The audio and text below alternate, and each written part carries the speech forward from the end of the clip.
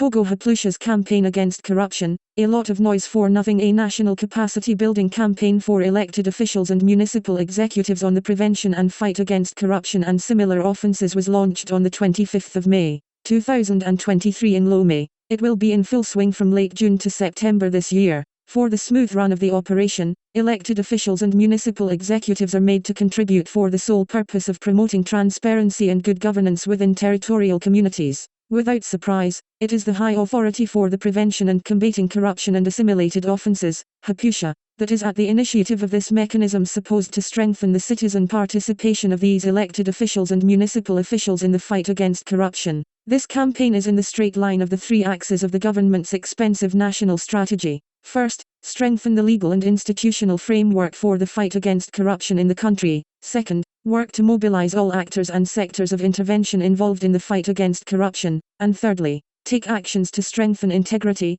transparency and quality in public administration. If it happens, it is not only the communal world that will join hands in this fight. On the 11th of May, HAPUCIA organized a training workshop for about 50 journalists from the public and private media outlets in Togo. The fight against corruption is an ongoing battle that requires the contribution of all actors, including the media. Thus, in terms of prevention, HAPUCIA wants to mobilize the media to accompany it in its actions of raising awareness, information, training and educating the population, estimated Kimalabalau ABA, the boss of the institution, created 6 good years ago. 6 good years later, we are at the campaign stage. We are tooling journalists who are asked to respect the presumption of innocence. What the turn around the pot? Does it take this much publicity to really stop corruption in a Togo where some think they are untouchable? Why don't we just go straight to the point where it hurts, like audits, place blame here and there, and reopen cases that were never cleared? We must assume that there is no such thing as the rehabilitation of the Lomé-Vaughan road, or we would be in a normal state. The problematic files would already be processed.